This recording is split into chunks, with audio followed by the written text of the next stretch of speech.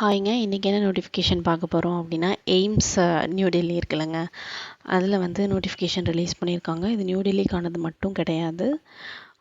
ஓவராலாக எய்ம்ஸ் எங்கெங்கெல்லாம் இருக்குதோ எல்லா இடத்துக்குமே வேக்கன்சிஸ் ரிலீஸ் பண்ணியிருக்காங்க. நம்ம தமிழ்நாட்டை பொறுத்த வரைக்கும் பார்த்தீங்க அப்படின்னா, எய்ம்ஸ் மதுரையில் வந்து நமக்கு வேக்கன்சிஸ் இருக்குங்க. அதை பற்றின ஃபர்தர் டீட்டெயில்ஸை நம்ம இப்போ பார்க்கலாங்க.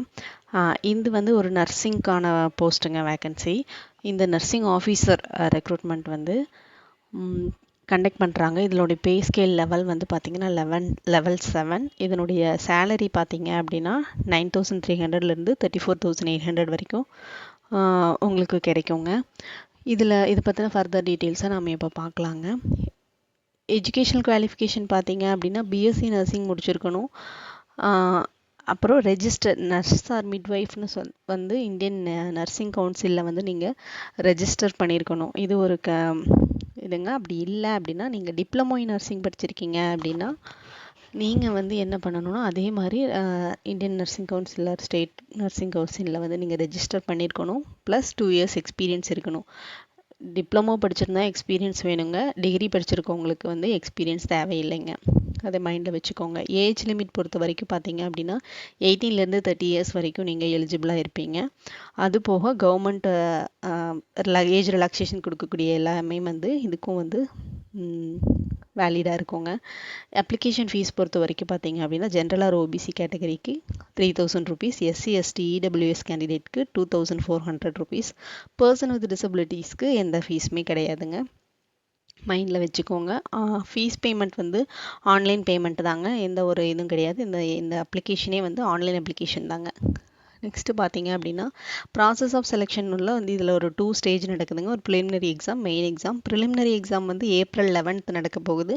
மெயின் எக்ஸாம் வந்து April 30th நடக்க போகுது. இதுக்கான வெப்சைட் பார்த்தீங்க அப்படின்னா www.aimsexam.ac.in போனீங்கன்னா இதில் நிறையா போஸ்ட் இருக்குங்க. நீங்கள் இந்த நர்சிங் ஆஃபீஸர் போஸ்ட்டுக்கு அப்ளை பண்ணணும் அப்படின்னா அந்த லிங்க்கை சூஸ் பண்ணி நீங்கள் போய் அப்ளை பண்ணுற மாதிரி இருக்குங்க. எய்ம்ஸில் நிறையா வேக்கன்சிஸ் இருக்குமில்லங்க. ஸோ நீங்கள் அப்ளை பண்ணக்கூடிய போஸ்ட்டுக்கு கரெக்டாக வந்து சூஸ் பண்ணி அப்ளை பண்ணிக்கோங்க. டேட் பொறுத்த வரைக்கும் பார்த்தீங்க அப்படின்னா அப்ளிகேஷன் வந்து ஆல்ரெடி ஸ்டார்ட் ஆயிடுச்சு. February 24th இருந்து நமக்கு அப்ளிகேஷன் இருக்குங்க. March 16th வரைக்கும் நமக்கு டைம் இருக்குது. அதுக்குள்ளே நீங்கள் அப்ளை பண்ணிக்கோங்க. நெக்ஸ்ட்டு பார்த்தீங்க அப்படின்னா எக்ஸாமினேஷன் சென்டர் வந்து எப்போ உங்களுக்கு சொல்லுவாங்க அப்படின்னா April 4th அப்போ உங்களுக்கு இன்டிமேட் பண்ணுவாங்க. April 8th அப்போ தான் நீங்கள் அட்மிட் கார்டு டவுன்லோட் பண்ணுற மாதிரி இருக்கும். டவுன்லோட் பண்ண 3 daysலேயே வந்து April 11th வந்து உங்களுக்கு ப்ரிலிமினரி எக்ஸாம் இருக்கிற மாதிரி இருக்குங்க.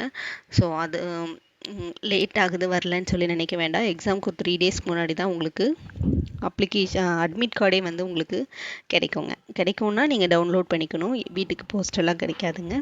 ஏன்னா இது ஃபுல்லாகவே online ப்ராசஸ்ங்கிறதுனால.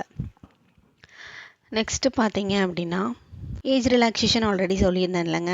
So category wise age relaxation வந்து எப்பயுமே கவர்மெண்ட் நார்ம்ஸில் எப்படி இருக்கோ அதே மாதிரி தாங்க. நீங்கள் அதை பார்த்துக்கோங்க. ரிலாக்ஸேஷன் யூஸ் பண்ணுறவங்க யூஸ் பண்ணிக்கோங்க.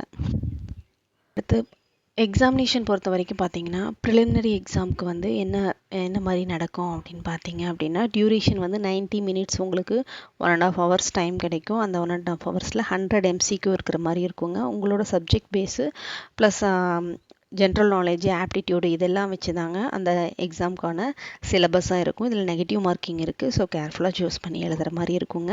மைண்டில் வச்சுக்கோங்க. ப்ரிப்பேர் பண்ணிவிட்டு போய் எழுதுங்க.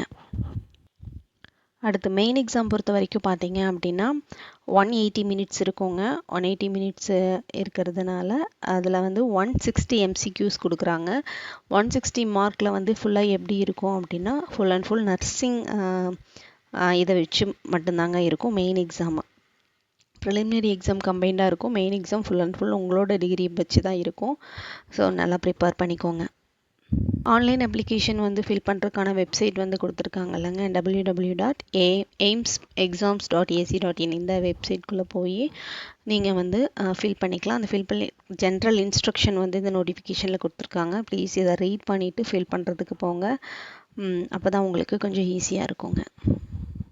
நெக்ஸ்ட்டு பார்த்தீங்க அப்படின்னா இது ஓவரால் வந்து 2,500 வேக்கன்சிஸ் நியர்லி 2,500 வேக்கன்சிஸ் வந்து ரிலீஸ் பண்ணியிருக்காங்க. எய்ம்ஸில் நிறையா இடம் இருக்குல்லங்க. இந்த எல்லாத்துலேயுமே வந்து ஒவ்வொன்றுக்கும் தனித்தனி வெப்சைட்ஸ் இருக்குது. அந்த வெப்சைட்டில் அப்பப்போ வந்து அதனுடைய வேக்கன்சிஸ் வந்து இன்க்ரீஸ் ஆகிறது பற்றி உங்களுக்கு இன்டிமேஷன் இருக்குங்க. நம்மளோட எய்ம்ஸ் மதுரை பொறுத்த வரைக்கும் பார்த்தீங்க அப்படின்னா இப்போதைக்கு 30 வேக்கன்சிஸ் இருக்குங்க. ஓவரால் இந்தியா நீங்கள் எங்கே வேணாலும் அப்ளை பண்ணிக்கலாங்க. மதுரைக்கு தான் இது பண்ணணும் அப்படிங்கிறது கிடையாதுங்க. எங்கே வேணாலும் உங்களுக்கு போஸ்டிங் கிடைக்கும். நான் சொன்னேன் இல்லைங்க, டோட்டலாக வந்து 2551 வேக்கன்சிஸ் இருக்குது. அதில் எய்ம்ஸ் மதுரையில் வந்து 30 வேக்கன்சிஸ் இருக்குங்க. அது நீங்கள் மைண்டில் வச்சுக்கோங்க.